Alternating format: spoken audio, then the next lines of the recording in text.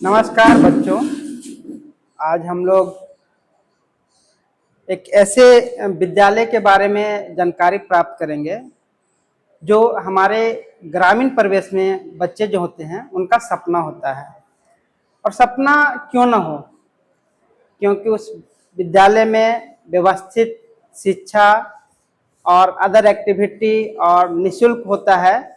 तो अक्सर ग्रामीण क्षेत्र में जो विद्यालय हैं, हमारे सरकारी विद्यालय हैं, उसमें मध्यम वर्ग के परिवार के बच्चे पढ़ते हैं।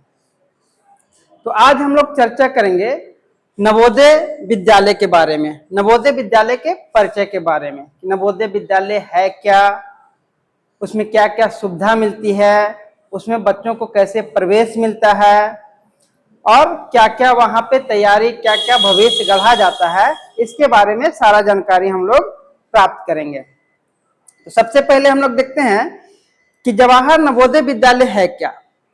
तो जवाहर नवोदय विद्यालय ये है एक जवाहर नवोदय समिति के द्वारा चलाया गया एक प्रोग्राम था। उसके तहत बेसिकली ग्रामीण क्षेत्र के बच्चों को आगे बढ़ाने के लिए, मेन स्ट्रीम में लाने के लिए एक विद्यालय खोला गया था। इसका उद्देश्य भी वही था कि ग्रामीण क्षेत्र में जो पिछड़ा क्षेत्र है वहां के बच्चे आए और अपना उच्च शिक्षा और अच्छी गुणवत्ता का शिक्षा प्राप्त करें। यह विद्यालय सीबीएसई बोर्ड के सिद्धांत पे चलता है। अब देखते हैं इसका मुख्य विशेषता। तो मुख्य विशेषता यह है कि यह विद्यालय में कक्षा 6 से 12 तक की पढ़ाई होती है और ये पूर्णतः आवासीय होता है। आवासीय के साथ साथ बहुत कम फी, लगभग ना के बराबर यहाँ फी लगता है। ऐसे 6 to 8 जो बच्चे होते हैं क्लास के, उन्हें निःशुल्क शिक्षा है, लेकिन 9 to 12 में कुछ फी लगते हैं, लेकिन बहुत कम लगते हैं, ना के बराबर हैं। और इस विद्यालय में जो शिक्षा का माध्यम है, जो क्लास ट्रांसमिशन है, वो हिंदी और इंग्लिश और मातृभाषा में होती है। अब बात करते हैं हम लोग कि जवाहर नवोदय विद्यालय में क्या क्या सुविधा मिलती है, क्या क्या सुविधा मुहैया करवाती है बच्चों को जवाहर नवोदय विद्यालय। तो पहला है निःशुल्क शिक्षा।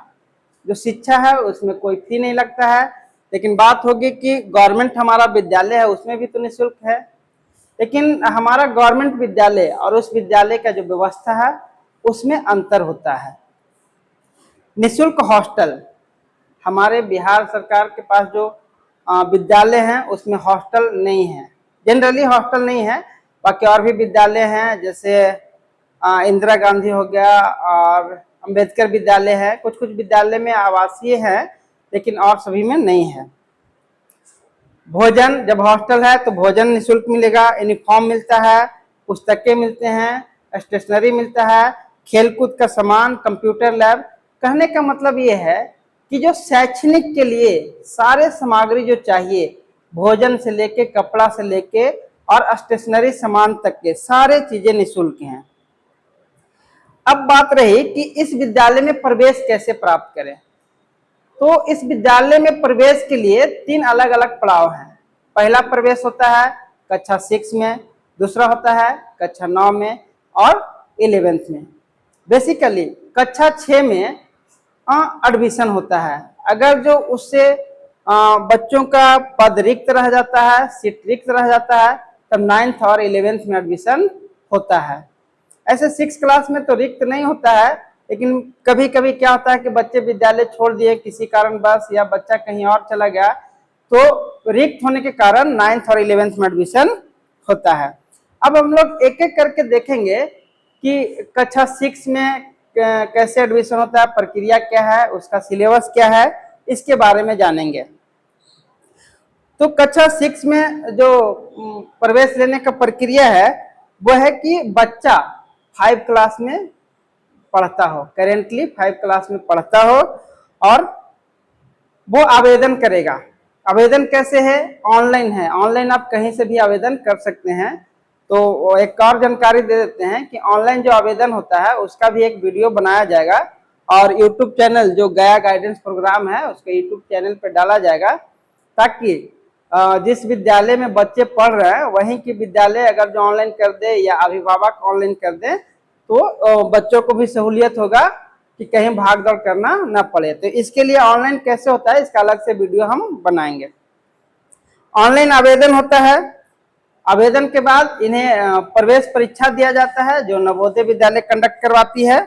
उसके बाद विद्यालय के परीक्षा के परिणाम के फलस्वरूप इनका मेरिट बनता है और मेरिट के आधार पे इनका विद्यालय में चयन होता है। चयन के उपरांत बच्चों का मेडिकल किया जाता है कि मेडिकल फिट है कि नहीं, उसके बाद इनका वहां नामांकन होता है। अब देखेंगे कि 6 क्लास का सिलेबस क्या है। ऐसे 6 क्लास के सिलेबस के लिए संतोष सर ने भी वीडियो एक बार बनाया था, उसी का थोड़ा सा मैं जिक्र कर देता हूं। तो मानसिक योग्यता जो रीजनिंग होता है, मेंटल एबिलिटी होता है, वो बहुत अहम रोल निभाता है इसमें, क्योंकि 40 क्वेश्चन आते हैं मेंटल एबिलिटी से, रीजनिंग से आते हैं। अंकगणित से 20 क्वेश्चन आते हैं और भाषा परीक्षण हिंदी या इंग्लिश से 20 क्वेश्चन आते हैं। टोटल 100 नंबर के परीक्षा होता है और समय अवधि 2 आवर होता है और इस परीक्षा फल के उपरांत ही मेरिट का निर्माण किया जाता है। इसमें जो सिलेबस है वो है अर्थमेटिक है और रीजनिंग है और भाषा है। तो क्या क्या है ये पीडीएफ में पूरा दिया गया है कि मैथ में कौन कौन सा चैप्टर पढ़ना है, जैसे संख्या पत्ती हो गया, जोड़ घटाव गुणा भाग हो गया, एलसीएम एचसीएफ हो गया। तो बहुत सारा विभिन्न दिया हुआ, अगर जो पूरा एक एक करके बताएंगे तो समय ज्यादा लगेगा, समय अवधि थोड़ा कम है, अपने सीमा में ही। फिर है कक्षा 9 में। कक्षा 9 में प्रवेश करने का प्रक्रिया वही है, लेकिन यहाँ पूर्णतः कक्षा 9 में सारे सीट पे नहीं होता है। जो सीट रिक्त रह जाती है उसी सीट पे बच्चों का लेटरल एंट्री होता है। तो इसका जो सिलेबस है वो गणित में 25 क्वेश्चन पूछे जाते हैं, विज्ञान से पूछे जाते हैं, अंग्रेजी से और हिंदी से।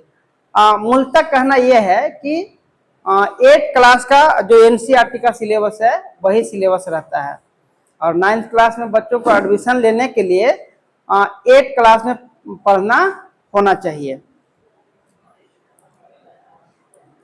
और इसका भी सिलेबस है, गणित 25 अंक का 35 नंबर का पूछे जाते हैं, विज्ञान 35 नंबर के पूछे जाते हैं, अंग्रेजी 15 और हिंदी 15 और टोटल 100 अंक का परीक्षा होता है। इसका भी सिलेबस यहाँ पे दिया गया है और ये सिलेबस के अकॉर्डिंग गया गाइडेंस प्रोग्राम वीडियो बना रहे हैं। सभी शिक्षक इसमें लगे हुए हैं कि बेहतर से बेहतर इसका कंटेंट बाय ट्रिक और बाय कॉन्सेप्ट दिया जाए, ताकि हमारे सरकारी विद्यालय के बच्चे अधिक से अधिक नवोदय विद्यालय में नामांकन दाखिल कर सकते हैं। कक्षा 11 में 6 क्लास में जो एडमिशन हुआ, अगर जो उससे रिक्त रहा तो 9th में होता है और 9th से भी अगर जो सीटें रिक्त रह गया तो 11th क्लास में एडमिशन होता है। 11th क्लास में एडमिशन के लिए बच्चा को 10th क्लास में होना अनिवार्य है। जो बच्चा 10th क्लास में पास होते हैं उन्हीं का एडमिशन 11th क्लास में होता है और 11th क्लास में एडमिशन के लिए जो सिलेबस है वो 10th क्लास का एनसीईआरटी है। एनसीईआरटी जो पूरा सिलेबस है, मैथ है, साइंस है और भाषा है वो है। इसमें सोशल साइंस नहीं है, सोशल साइंस का सिलेबस में नहीं है। अब हम लोग बात करते हैं कि नवोदय विद्यालय में क्यों नामांकन लें। क्या हमारे आसपास इतने सारे विद्यालय हैं, नवोदय विद्यालय हमारे घर से दूर है, तो क्यों हम नवोदय विद्यालय में नामांकन लें। तो इसका जो मुख्य विशेषता है कि नवोदय विद्यालय में उच्च गुणवत्ता की शिक्षा दी जाती है। शिक्षा के साथ साथ अदर एक्टिविटी करवाई जाती है, जैसे सिंगिंग हो गया, डांसिंग हो गया, प्लेइंग हो गया। जैसे कोई बच्चा क्रिकेट पसंद करता है, क्रिकेट में करियर बनाना चाहता है तो उसका अपॉर्चुनिटी दिया जाता है। फुटबॉल खेलता है, फुटबॉल में करियर बनाना चाहता है, उसका अपॉर्चुनिटी दिया जाता है। आज के जो एरा है उसमें पढ़ाई के अलावा बहुत सारे ऐसे क्षेत्र हैं जिसमें अच्छे करियर बनाए जा सकते हैं। तो जवाहर नवोदय विद्यालय में पढ़ाई के साथ साथ अदर एक्टिविटी और अदर कैरियर के बारे में यहाँ अच्छे से मार्गदर्शन दिया जाता है और उन्हें ट्रेनिंग भी दिया जाता है। जेई नीट का, एनडीए का, मेडिकल का और अदर कंपटीशन का एग्जाम के लिए तैयारी यहाँ बहुत अच्छे व्यवस्थित से करवाया जाता है। और सबसे बड़ी बात है कि जो नवोदय विद्यालय में बच्चे जाते हैं वो अनुशासित बनते हैं, उन्हें अनुशासन सिखाया जाता है, संगठित किया जाता है कि कैसे समाज में जाएं और समाज को कैसे निर्माण करें ताकि हमारा समाज अच्छा विकसित हो सके। वहाँ व्यक्तित्व और नेतृत्व की क्षमता को देखा जाता है और उनको उस तरीके से बताया जाता है कि आपके व्यक्तित्व और नेतृत्व कैसे निखरे, उसके बारे में भी नवोदय विद्यालय में पहल की जाती है। सबसे लास्ट पॉइंट है कि ग्रामीण बच्चों के लिए एक बहुत ही सुनहरा अवसर होता है कि एक अच्छे टॉप लेवल के विद्यालय में वो जाके निःशुल्क शिक्षा ग्रहण करें और अपने भविष्य को वो संवारते हैं। आगे हम लोग बात करेंगे कि प्रवेश के लिए क्या क्या आवश्यक दस्तावेज हैं। तो प्रवेश के लिए आवश्यक दस्तावेज हैं, जन्म प्रमाण पत्र है, आधार कार्ड है, निवास प्रमाण पत्र है, विद्यालय का अध्ययन प्रमाण पत्र जिसे हम लोग टीसी या सर्टिफिकेट कहते हैं, जाति प्रमाण पत्र, अगर जो जाति लागू है तो जाति प्रमाण पत्र दीजिए, दिव्यांग प्रमाण पत्र है, पासपोर्ट साइज का फोटो लगता है और अन्य दस्तावेज लगते हैं, जैसा कि हर एक नवोदय विद्यालय का अलग अलग लिस्ट होता है। अभी रिसेंटली जो बच्चे 5 क्लास में पढ़ रहे हैं उनके लिए आवेदन का तिथि आ गया है, वो आवेदन कर सकते हैं। उनका आवेदन का तिथि आ गया है, 7 जुलाई से शुरू हो गया है और ये ऑनलाइन प्रक्रिया चलेगा, फॉर्म भरागा।